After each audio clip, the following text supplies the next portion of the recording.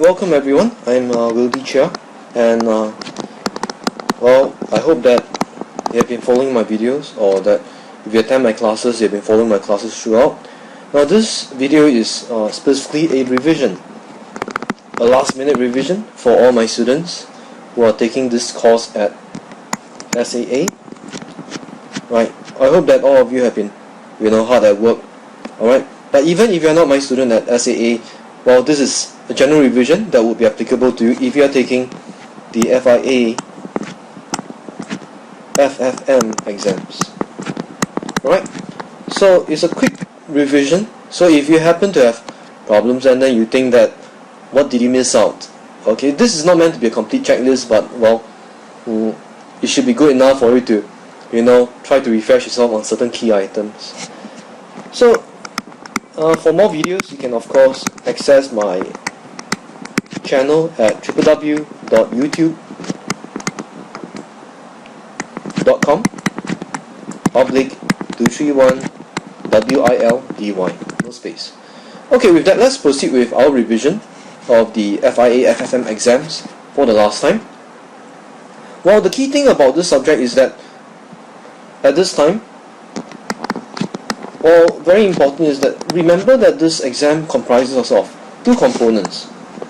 Part 1, which is Section A, which is made up of 10 multiple choice questions, each one ranging from 1 mark to 3 marks.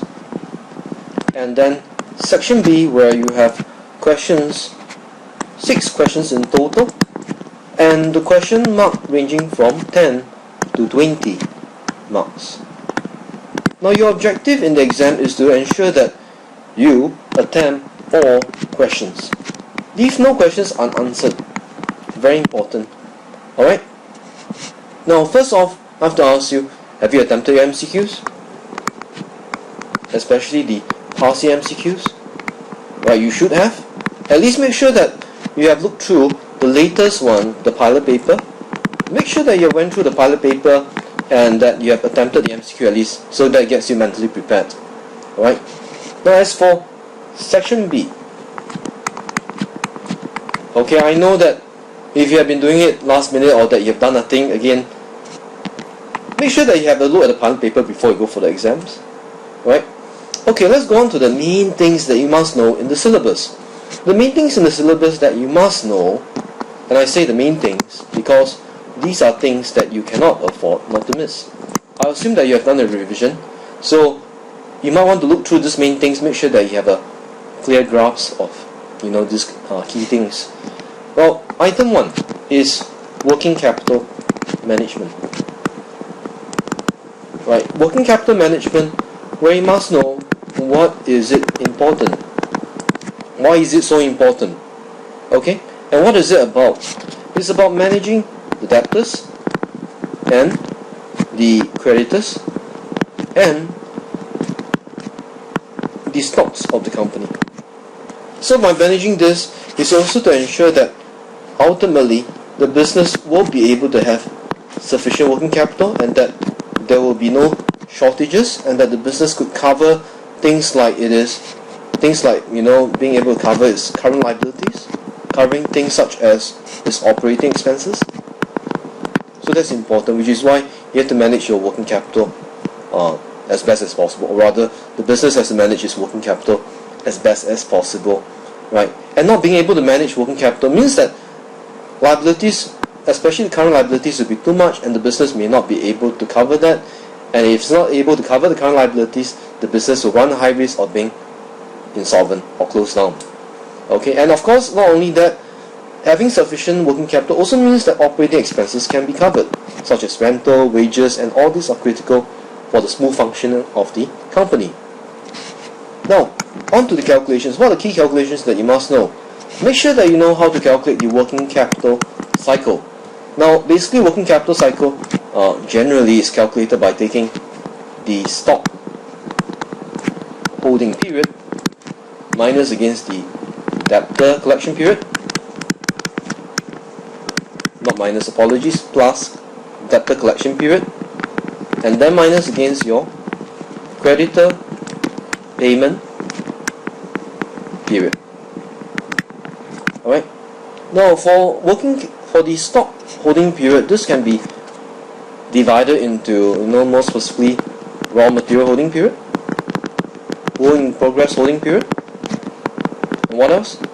And of course, not forgetting finished good holding period. Okay. Now, the formulas, of course, I have already covered them in class, so do review those formulas. Because I can't afford too much time to talk about the formulas which you are supposed to know. But of course, if you are not sure, drop me a mail. Okay, and then I'll talk about the formulas. I will provide you the formulas if you happen to have forgotten them. Okay, so that's working capital cycle. Now, important thing is that how do you know if the working capital cycle is too long or too short? Now remember, working capital cycle as far as possible shouldn't be too long, because if you have a long working capital cycle, what it means is that you have more of your liquid assets being tied up in things like stocks and debtors, which is not desirable, because if you have more money being tied up in stocks and debtors, it means that you can't take that money to pay up your operating expenses, pay for expansion, and so on. Right. Now, having it too short or shorter perhaps is actually more desirable. Okay, why? Because it means that your stocks are not being held for too long. It means the debtor collection is not too long as well, right? And then you are able to pay out your creditors, and the creditor payment period may be quite close to debtor collection, for example. So a short collection or short working capital cycle is actually preferred as far as possible. Let's say if the question gives you that something like says the average working capital cycle in the industry, for instance, if it's 40 days, but if you found that your answer in your calculation, you found that, hey, it is something like 36 days, now is it good news? Well, the answer is yes, it's good news, because if you have a working capital cycle that is shorter than the usual business, it means that less money is being tied up in your stocks and debtors, and that's a good thing, right? And like I mentioned before, if you have less money being tied up in stocks and debtors, not tied up as long, it means that this money can be used to pay for expansion, your operating expenses, and so on. Now, on the other hand, if you found that the working capital cycle you calculated, let's say if you found that it's 48 days, well, that is a cause for concern. Why? Because it means that compared with the normal business, you're taking more time, maybe to collect back the money from your debtors and converting your stocks into cash. So it means that your business is not as efficient as compared to the regular business.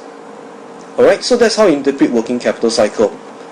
Okay, the next item is working cap management or working cap requirement. Now, working cap requirement or working capital requirement is very similar to working cap cycle. Basically, the difference is that instead of measuring it in terms of days or, for that matter, weeks, working cap requirement is measured in terms of dollar, right? Obviously, this is calculated a bit differently. How we calculate this is that we take the current assets minus the current liabilities, and current assets will be made up of your stocks, which may include things like raw material stock, work in progress stock, and finished goods stock. All these are, of course, in dollar terms. Current assets are also made up of debtors or receivables, also in dollar terms, and your liabilities will be made up mainly of your creditors like creditors for stocks, creditors for materials, creditors for overheads, and so on. So what kind of creditors you encounter really depends on the exam question. Alright, obviously a positive working capital requirement is good because it means that your business has more liquid assets than current liabilities, and well, you have no problems covering your liabilities and covering perhaps your operating expenses. Now, in addition,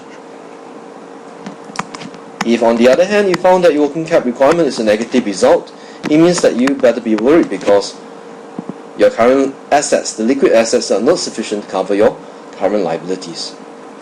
Alright, so within the same topic, also very crucial for you to know is the term of overtrading.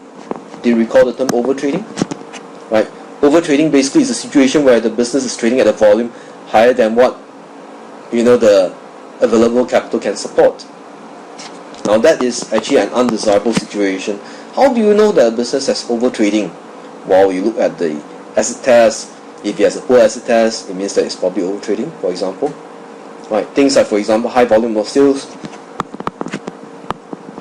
So these are some signs of overtrading. And then probably frequent use of overdraft. So these are some examples of overtrading, and while not forgetting poor liquidity ratios like poor asset test and poor current ratio. So these are some symptoms, not all, some symptoms of overtrading. But of course, to be able to assess whether it's a business overtrading or not, you have to assess all factors, right? It's not just look at one factor and say that, hey, that's one factor that says it's overtrading. You have to look at all of them before you can conclude. Okay, so that's overtrading. Now what about the opposite? The opposite is also known as the concept of overcapitalization. Basically, overcapitalization is the opposite of overtrading, right? Overcapitalization simply means that there is far too much, well, liquid assets in the business than is required. Well, this could be reflected in terms of the large amount of stocks in hand and the long debtor collection periods. So these are some symptoms of overcapitalization. And overcapitalization is also undesirable because it is a reflection of poor use of resources. Alright? Okay. Now moving on. So what is the next topic that is also key in the exams? Okay. The following topic also quite key is the topic of inventory control. Well, inventory control, basically you need to know a few key things. One is the EOQ formula. Now the EOQ formula is key in this topic because EOQ is the formula that helps you to assess like how much stocks to order, right, and then how much stocks to hold, for example. So that, and why we need to know this, because in inventory control we are very interested to achieve two important things, or a few important things. One is to minimize holding costs. Now remember, if you have too much stocks in hand, you will be incurring holding costs. Reason being that you need more storage space. So as far as possible, the more ideal thing to do is to reduce stock holding, because by reducing stock holding, it means that you have low storage costs, and that translates to, of course, better profits. Alright, low cost means higher profits. Also within inventory control is the other thing we want to manage is order costs. Now order costs arise because you place orders for stocks, and the more frequent you order, the higher your order costs. Right? Why? Because the more frequent you order, it means that more deliveries are required. That results in higher order costs to the business. Alright? So how do we reduce or minimize these two costs? Well, we could use the EOQ formula, which helps us to minimize these two. The EOQ formula is simply the square root times square root 2 times CO times D over CH. Now what CO means is the cost of order. And what does D mean? D means the annual stock requirement. Or you can say that is the annual stock demand. Right? Finally, CH. What does CH represent? CH simply means holding cost. Or you can say cost of holding. Okay? Now, so by using the EOQ formula, we would be able to determine this important figure, which tells us how many units should we order each time, so as to help the business minimize both holding costs and order costs. Right? So that's the idea behind the EOQ formula. Now with order quantity that you have found, okay, this order quantity may be EOQ, or it may be some other quantity provided by the question. Okay, so with this result, which is the order quantity, it is also possible to find one more thing, which is known as the total annual holding cost. The total annual holding cost is determined by using a very simple formula, which is Q divided by 2 multiplied by cost of holding. Q, which is actually order quantity, it could be EOQ, it could be whatever order quantity that the question has provided. Now alternatively, if the question doesn't ask you about holding cost, or if the question goes on and asks you about something else, that something else could be total annual ordering cost. Total annual ordering cost is calculated by taking annual demand divided by order quantity times CO. Okay? Now both results are per year basis. Okay? Got it? So that's the usefulness of being able to tell what is your order quantity. You are able to find the annual holding as well as the annual ordering cost. Now of course the EOQ also has certain limitations. Alright? The EOQ formula or EOQ model is not very useful for all kinds of situations. It has certain limitations, especially where there is unpredictable demand, irregular demand. Where you have irregular demand, the EOQ formula may not be very appropriate. At the same time, if you have situations where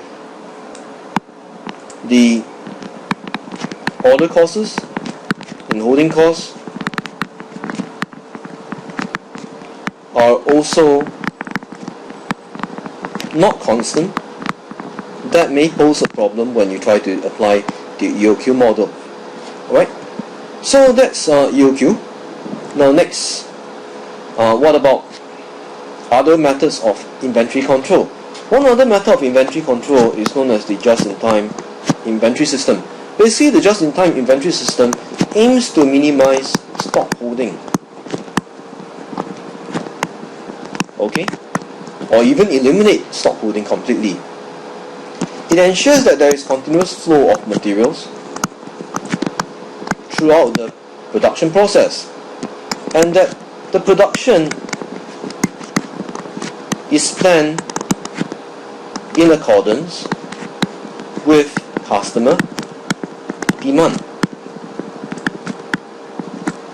Okay, so that means this results in very little likelihood of excess stocks. So there is always enough to meet customer demand and there is no excess. So obviously all finished goods are immediately shipped to customer or delivered to customer. So that's the amazing thing about the just-in-time system. Now the just-in-time system doesn't work for all situations. Well, there are certain conditions for it to be workable and applicable, and one of the conditions is that there has to be reliable suppliers. So you can't just have any supplier supplying the stocks, and you also need to have very important close proximity with all the suppliers. Okay, you can't be located in Singapore and your suppliers located in other parts of the world. That wouldn't work. Now, in addition to that, there has to be efficient production process. You must have efficiency within your production facility. If you have high wastage, then just-in-time may not be applicable. Okay, so these are some conditions. Now, what about situations where just-in-time is not applicable? Well, just-in-time wouldn't be applicable if, well, observe this, well, if the suppliers are not reliable, well then just-in-time wouldn't be very appropriate. Now, if your suppliers are located far and beyond in other parts of the world, and we say not in close proximity, then it also means that you can't really apply just-in-time. And that if you have high wastage, then that also results in, well, just-in-time not being applicable as well. Okay, so that closes the topic of inventory control. The next thing that you should know, and well, very quickly, is accounts receivable. Now, main things about accounts receivable that you have to, know is how do you, manage your receivables? What are the procedures to recover, long due debts? Okay, things like, for example, sending letters, sending things like maybe faxes to remind the customer to pay, making phone calls, personal visits, try to take legal action. So these are some procedures that we could take to recover debts. Now, to ensure that debtors do pay up promptly, so you could implement certain features in your credit control system. So certain things in credit control system could also help to accelerate the collection process or make the collection process less tedious. So one of those features of a control system that you must have to ensure smooth collection is that there has to be regular statement of account being sent out so that customers know what they need to pay and what they still owe, and that invoices must be sent out immediately once goods are delivered so that customers could know or would be able to know what they need to pay. And any disputes, of course, if there are any, has to be quickly resolved and credit notes issued. So that those are some features that you must have in credit control system to ensure that customers do not take too long to pay, and in fact even encourage them to pay up on time. So within the topic, also quite important is the use of factoring. Okay? Now factoring basically is, in short, a way of outsourcing credit management. Now in doing so, this helps to achieve a few things. One is that it helps to convert debtors into liquid cash quickly.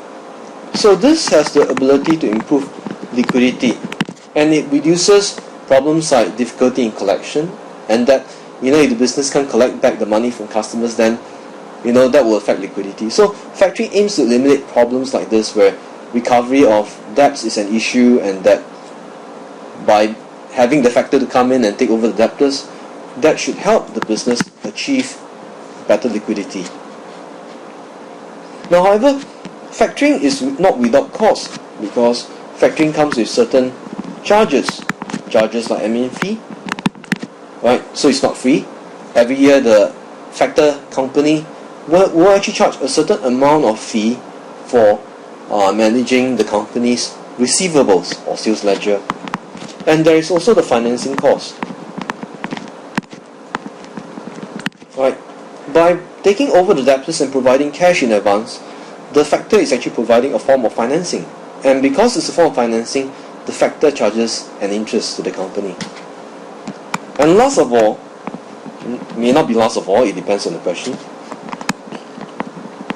is credit insurance.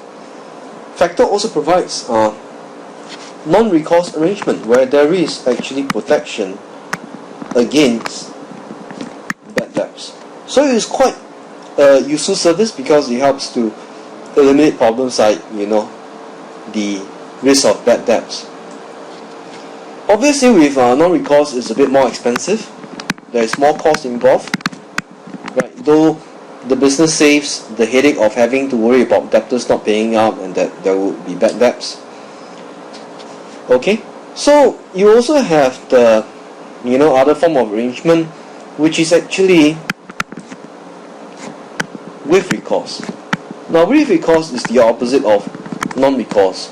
With recourse simply means that there is no protection against bad debts, and that the benefit of this is that it's actually not as expensive, cheaper in fact, compared with a factoring arrangement with non-recourse.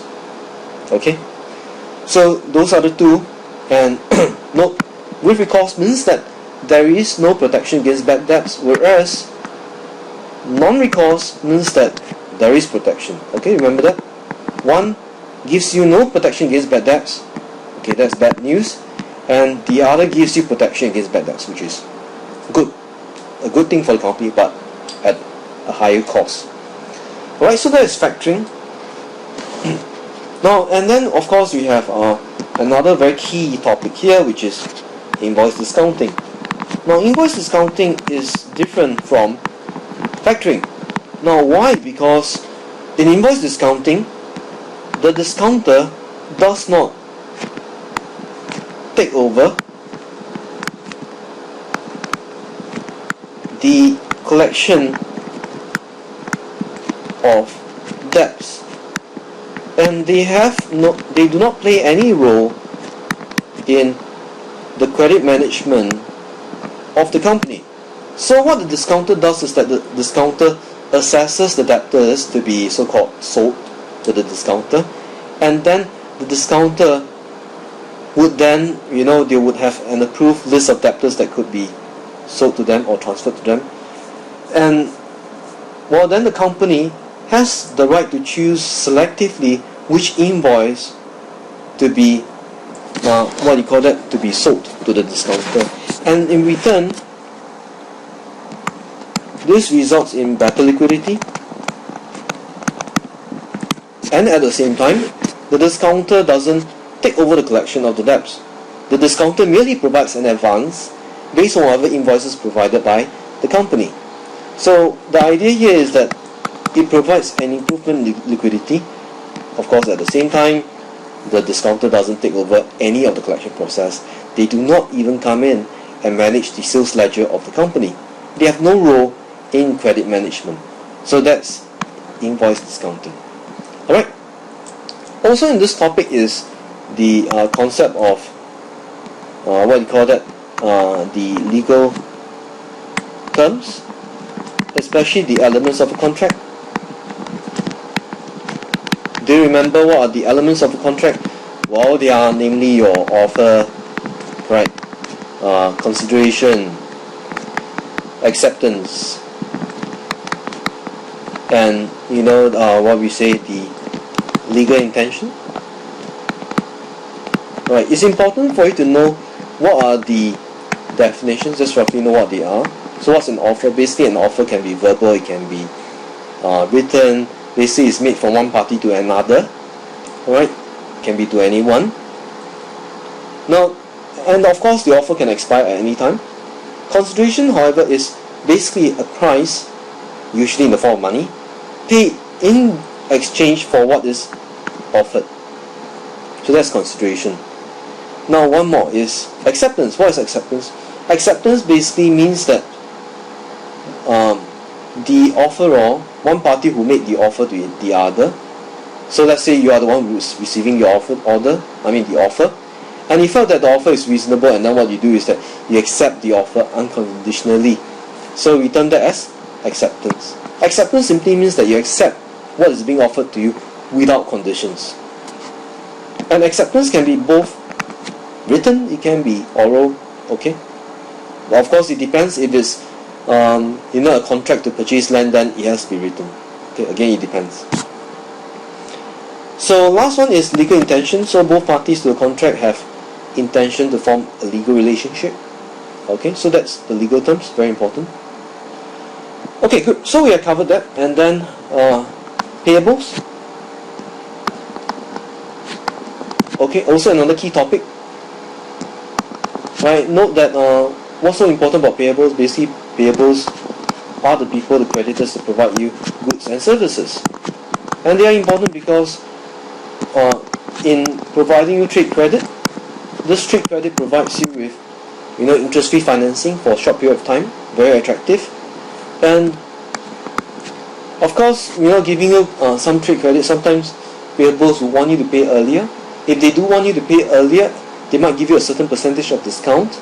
And how do you measure that percentage of discount? Let's say for a 1 year period, okay, compounded to 1 year period. We could use the formula 100 over 100 minus D, bracket power of 365 over T. Now basically D refers to the discount. Okay, so if let's say the question gives you 2% discount, what do you have to put here for the D? Leave it as 2, right? Do not put it as 0.02, you get it wrong. Okay, it's just 2. If it's 5%, then leave it as 5 in the formula. Now what about the T? T represents how much earlier must you pay in order to qualify for the discount. Okay, so this T could be, if let's say previously you were given 60 days, but now you're asked to pay up in maybe say 20 days, so the T therefore will be 60 minus 20. Alright. Now once you've gotten the answer, make sure that you multiply by 100 so that the answer is in percentage terms. This same formula can be applied for payables as well as receivables, both ways.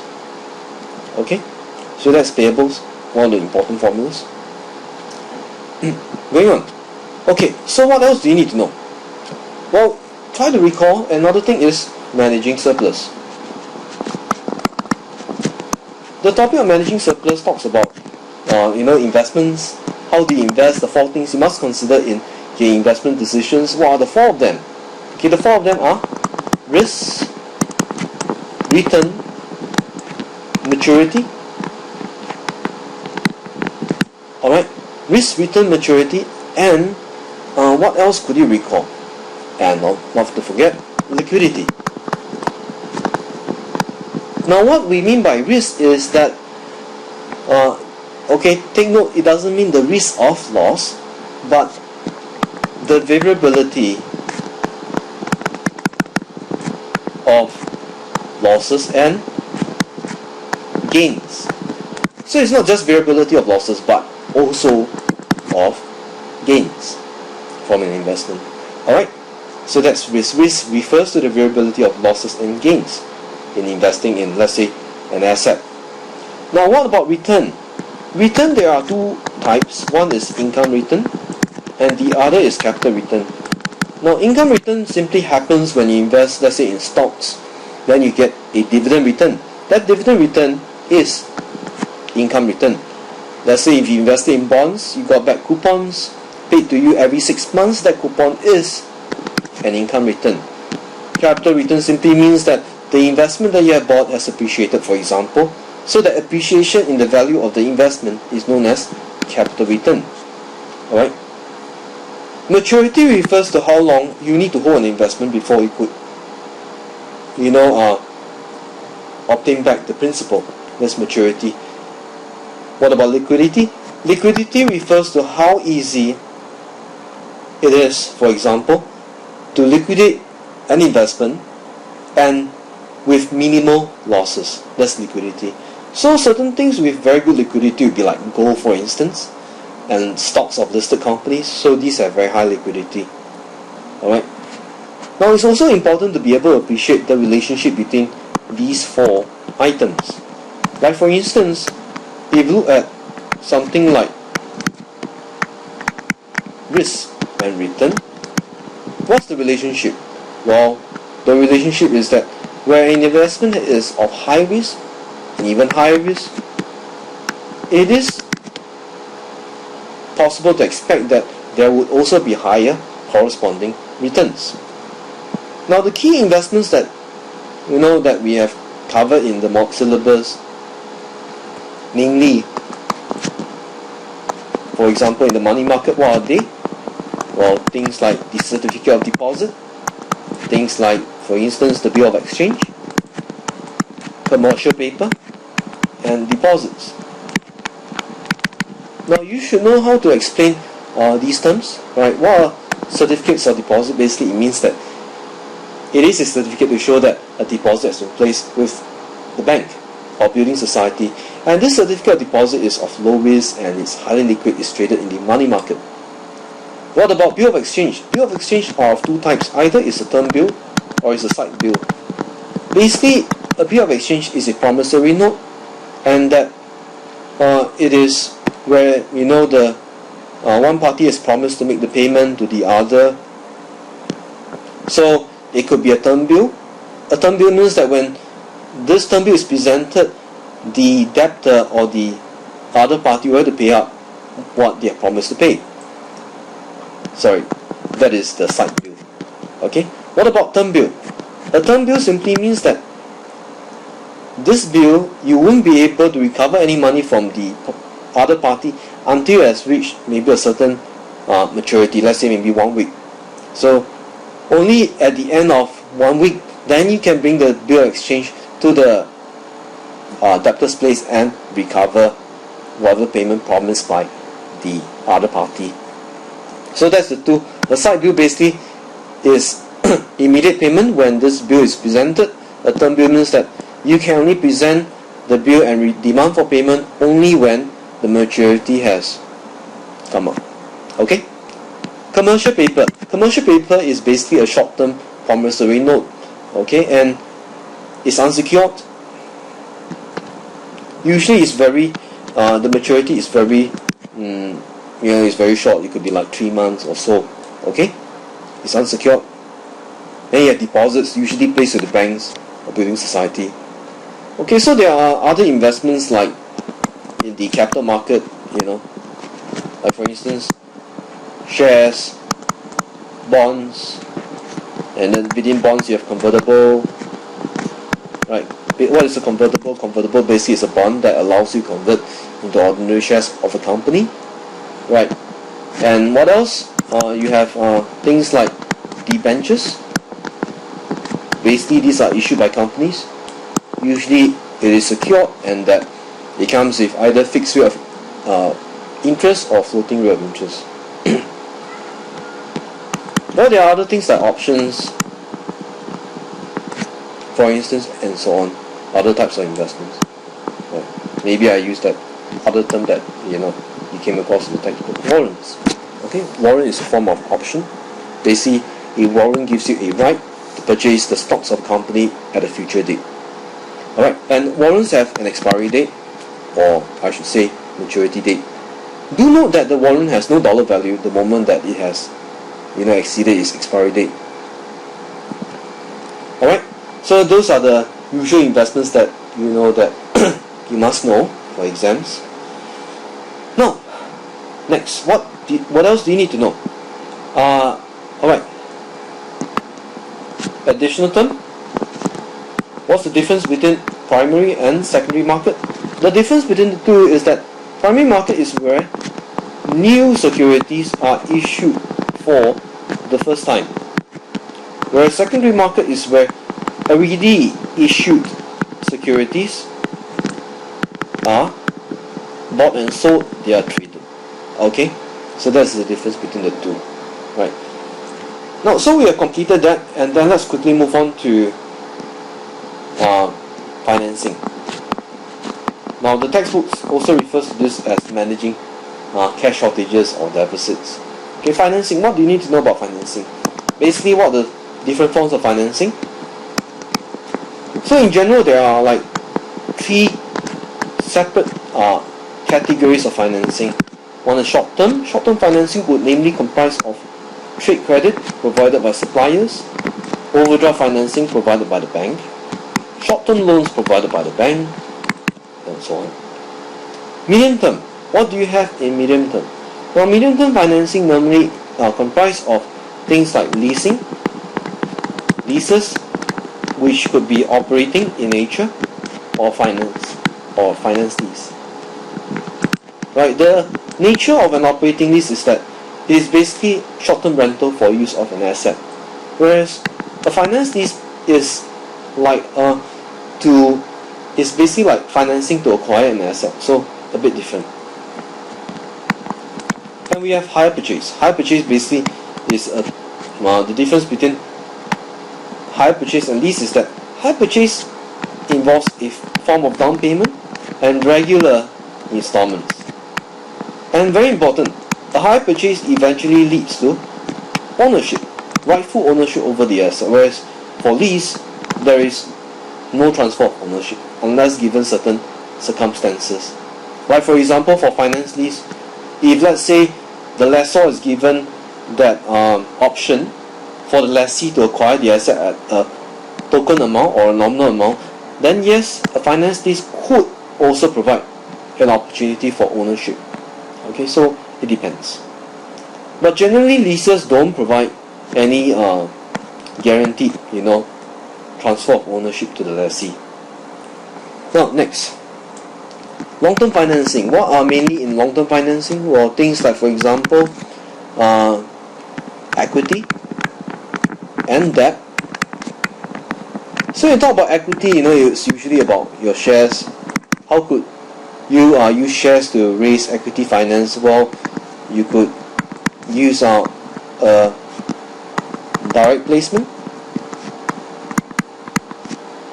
A direct placement is one simple way to issue shares and raise equity. Right? There are some benefits of direct placement, that is, it guarantees a high issue price, more confidence, so you get more proceeds from the share issue. Well, there is also IPO, initial public offering. There is also rights issue. So these are various ways to actually increase the amount of financing, from investors. Debt finance.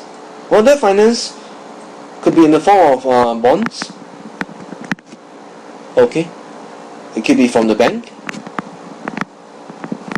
And it's important to know that as you try to increase the amount of debt, there are certain concerns. What concern is that? Well, then you talk about the concept of gearing. Do you know what's gearing? Gearing basically is a measure of the amount of debt a company has in relation to the amount of its equity.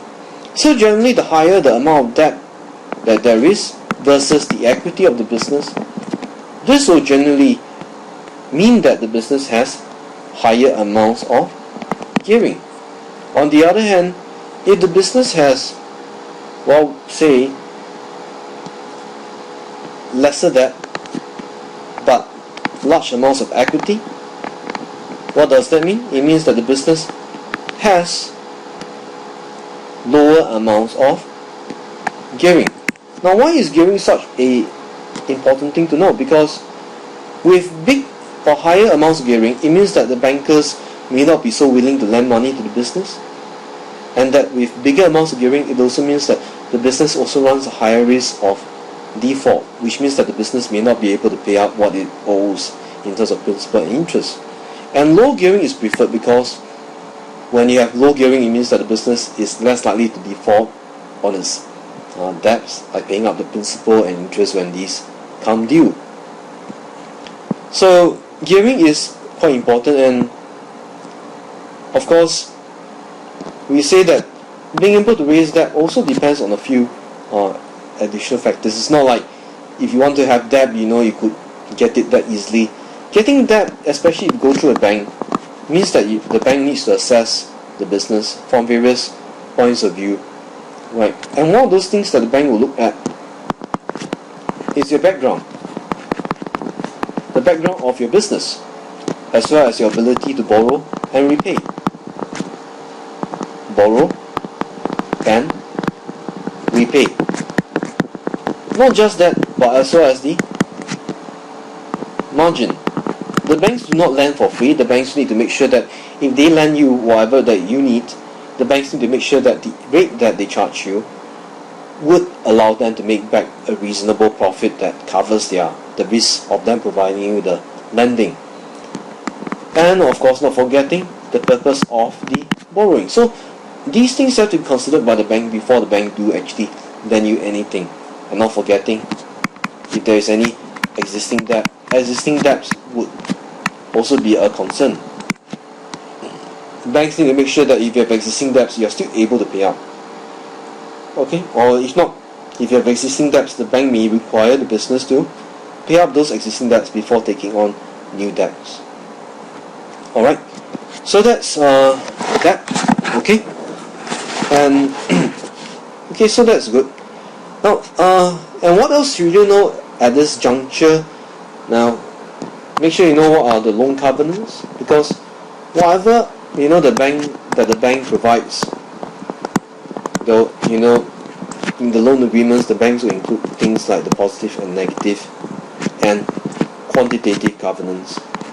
Okay, do you know what each one of them means? Okay, basically a quantitative, or rather a positive covenant, simply means that it is a condition or promise made or a term indicated by the bank that requires the borrower to provide something or to do something. One could be that to provide annual report yearly to the bank. So that is a positive covenant. Basically, it is a condition that says that the borrower will promise to do certain things, and one of which is to provide the annual report yearly to the bank. Now, one more is negative covenant. What is it? Basically, this is a promise not to do certain things by the borrower. For example, not to take on new debts until the old existing ones are paid off. Right? And the last type of covenant, not really last, but one of those other covenants is quantitative covenant. Now, what a quantitative covenant means is that is certain ratios which the business must maintain the moment that they have taken up the loan from the bank. And for example, the bank may require the business to maintain the gearing at 100%, or the bank may require the business to maintain the equity at a certain amount of dollar from year to year, so that the bank's interests are protected. Alright, so those are some examples of covenants. So quantitative covenant deals specifically with ratios that the business must maintain in order to continue to be able to get the financial support from the bank. So those are covenants. Okay, very good. Now, so if you're still with me, let me just continue and explain a few more things. Okay, I'm about there. Right, it's quite a long syllabus, so let me touch on a few more things. Well, so aside from financing, what other topics are also very key? Now, I must also emphasize that aside from financing, the business, you have to be aware of the types of loan that the business can take on, and what are the different types. One of them is the bullet loan, another is the balloon loan, and the last one is the amortizing loan. What the bullet loan means is that it's a loan where no principal is paid during the loan tenure, and only interest is being paid, and all of the interest is paid up only at the end of the loan tenure. So that is what we mean by a bullet loan. So no principal is paid up until end of the loan tenure, only at the end of the loan tenure. Now, a balloon loan basically works a bit differently. What it does is that the amount of payment gradually increases, and most of the loan is paid off towards the end of the loan. The amortizing loan basically means that all installments made are of equal amounts. And the unique thing about an amortizing loan is that each installment made will comprise of two components. The first component is made up of interest. So the interest component is very big in the first few installments, but the principal component in the initial installments tend to be very little, but gradually the principal component will start to increase as the loan is being paid off. Okay, so that's that. Now, going on, so that's the financing for business, and going on, also connected to the topic is SME financing. Okay, what do you need to know about SME financing is that, what are SMEs? What are the features of SMEs? They are typically unquoted, that is not listed. They tend to be family run or by some friends. Alright, and these businesses have very little track record. In fact, no track record. Little or no track record. Very little information is available about these businesses. Now, this gives rise to a few problems. Why? Because it means that SMEs will tend to have difficulty in raising finance. Why so? Because, as mentioned, it is not listed. It is unquoted. So it is quite difficult for SMEs to go to the stock exchange and issue shares to public. Quite difficult. Impossible, in fact. Now, it's also difficult for SMEs to raise financing because they have very little security to offer, and investors will tend to shun such businesses.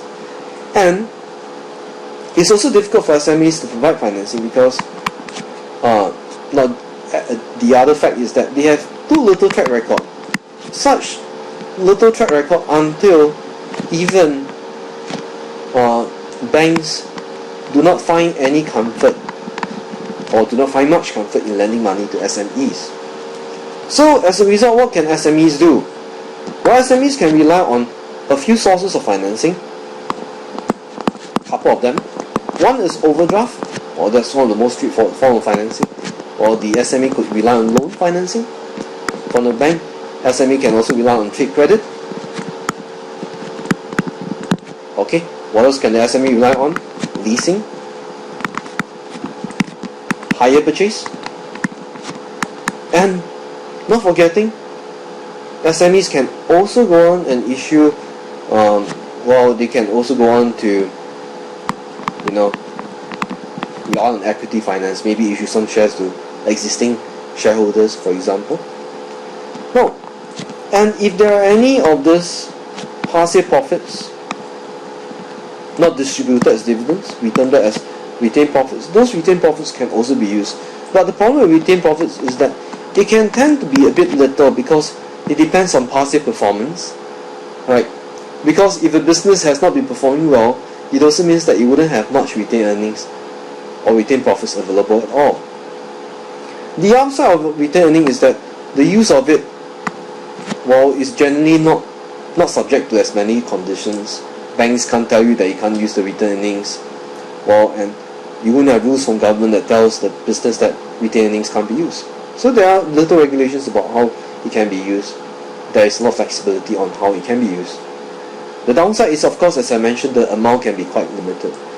Now, and SMEs can also rely further on venture capital. Now, venture capital is a very useful form of financing, right? But before venture capital could come in to provide risk capital and take up an equity stake in the business, venture capitalists will tend to be selective. The venture capitalists need to make sure that there is a market for the company's products, and that they would like to look at the competitors in the market. So they're quite selective, and they would like to look at the track record of the existing management. Right, so then, only then, the venture capitalists might take a closer look, and then they will also want to consider things like exit routes. Because the venture capitalists will eventually want to have an option to exit the business, like, for example, perhaps selling back the shares to the founders, or maybe selling the shares to public once the company is listed. So that's venture capital. Business angels, another very important source of financing. Now, this form of financing is extremely informal, and the problem with business angels is that because it's informal, it's very difficult to get. Now, even if it's possible to get, the amount available still depends on the personal wealth of the business angel, and not all business angels will have unlimited wealth, Yeah. So if let's say the business angel doesn't have enough personal wealth, it also means that the business might have an issue getting enough financing. Alright, that's one. Now, and because the business angel is to put a large amount of his personal wealth into the business, it also means that there is a high risk of interruption. Right, meaning to say that the business angel will tend to may likely interrupt in the business operations. He might query a lot about the business, and he might even insist on having a seat in the board of directors. So there are some issues with business angels, and as you can see, there's a long list of financing here for SMEs. And aside from that, the government in the UK has provided the loan guarantee scheme, and the UK government has also in addition provided the enterprise investment scheme. So both schemes aim to encourage investors in investing in SMEs, right? Okay, good. Going on. So we have touched quite a lot on these items. Let me go on and touch on some remaining items, because I can't talk too much. If not, you won't have time to sleep. Okay, so let me just touch on a few more remaining things, then that'll be all. Just make sure that you look through your formulas. Those of you who attended my class, do review my quick revision guide, quick reference guide. Make sure that you're familiar with the formulas before you go for the exams. Right. Okay, at this juncture, there is another key topic also important. That is the topic of budgets, the cash budgets, and the debt funds forecast. Now here, what I'm trying to do is that I will, as best as possible, not try to spot topics, but note that while you might have reviewed certain sources of information, maybe your lecturer has said certain things, and you might be told that certain topics might not recur, but try to, what I'm going to say here is that try to still have a look. Okay, make sure that you're familiar with the methods of doing, attempting questions of all topics. Okay, cash budgets. Why is this important?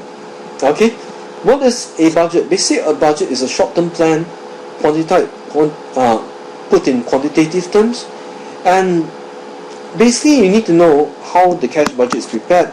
Basically, it goes like this, in a columnar format, by month, maybe say January, February, and so on. Receipts, payments, and then what else? Then you get your net cash flow. Followed by net cash flow, add to the balance brought down. That should get you this thing called the balance carried down. Okay, and so on. So that's generally what you need to do for cash budget. The cleared funds forecast is a bit more complicated. Okay, why? Because for cleared funds forecast, instead of being required to prepare by months, usually it's by day. It could be like Monday, Tuesday, Wednesday, and so on. So the main things that you will need to have in cleared funds forecast would be the cleared receipts. The cleared receipts.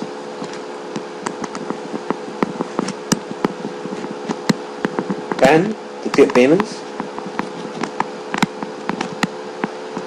And then after that, you end up with this thing known as the excess of cleared receipt over payment. Now this is simply obtained by taking the total cleared receipt minus the total cleared payments. Right? A minus B, for example. And what you need to do here is that you need to take your cleared opening balance, so whatever you have here, and add up, so that gives you your cleared closing balance. Alright, and next part now that you need to have in your cleared funds forecast is the the uncleared funds flow. Now this is very key because it has been mentioned in the examiner report that there are people who actually forget about the uncleared funds flow.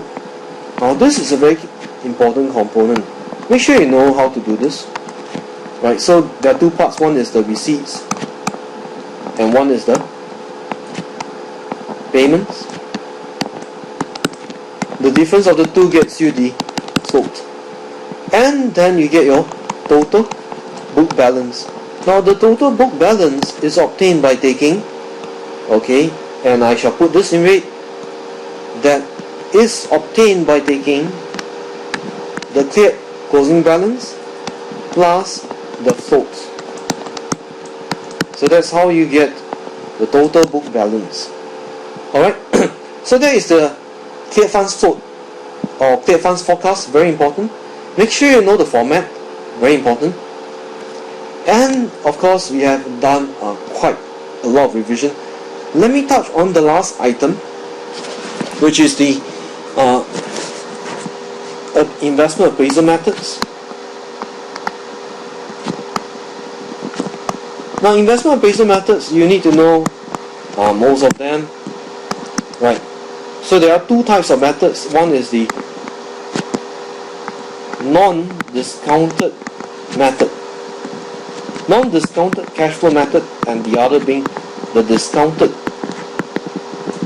cash flow methods. The non-discounted cash flow methods will be mainly the accounting rate of return, while the other would be the payback period method. Discounted cash flow, we have the discounted payback period method, which I have explained in my other video, and there is the NPV, net present value method, and the internal rate of return methods. Now I'm not going to go through review every the full examples, but a few key things about the formulas that you need to know. Alright, so you know how to handle them if you do see the questions on this. Okay, so what do we mean by non-discounted cash flow methods? Now, it simply means that there is no discounting done. So you do not need to calculate present values. Okay. So one is the accounting rate of return. Now, how is it calculated? It's calculated by taking the average profit divided by the average investment. Using this times 100, you get the result. Basically, what the accounting rate of return does is that it measures the return from an investment in terms of accounting profits. There are some benefits to it. One is the ease of understanding it. Very easy to understand and very easy to calculate. The downside is that there is no accounting for the time value of money, so it's not so good a method. And one more downside is that profits are generally less reliable compared with cash flows. So that's the main thing about the accounting rate of return. Payback period method, what's the thing about it? Basically, this measures the length of time taken to recover the cost of an investment. Okay? The benefits of it is that, of course, it's easy to understand and, not forgetting, easy to calculate. The downside is that it fails to account for something very important. We say the time value of money. And not forgetting also that the cash flows which are used to calculate the payback period are actually difficult to forecast.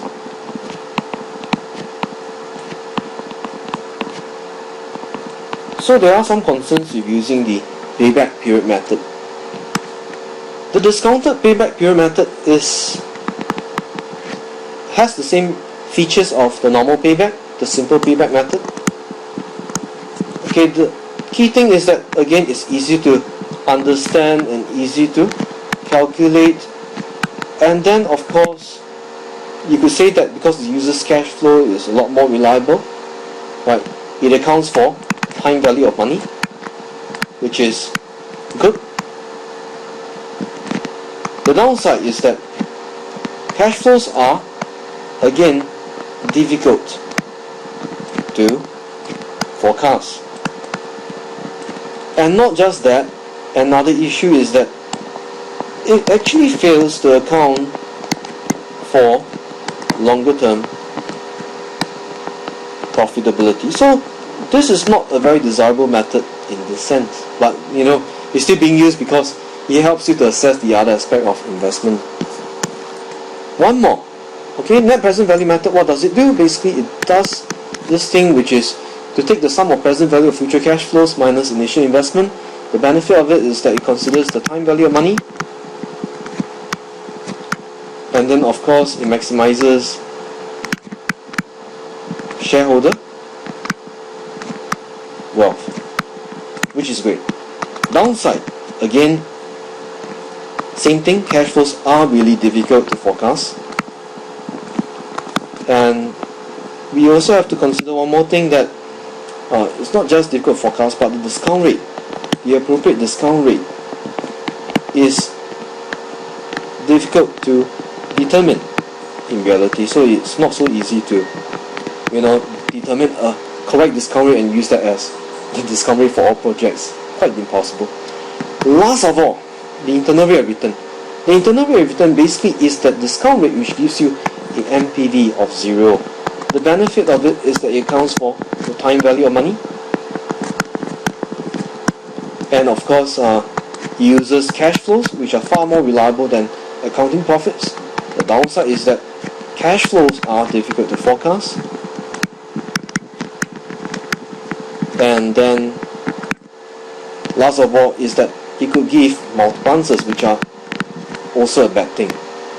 If you have multiple answers, how do you know which is the correct internal rate of return to use? So with that, I've covered quite a lot.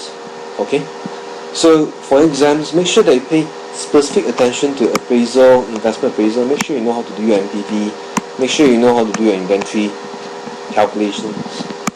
Make sure you know how to do your factoring workings. Right. So these are some things that you should know. and of course not forgetting the financing methods.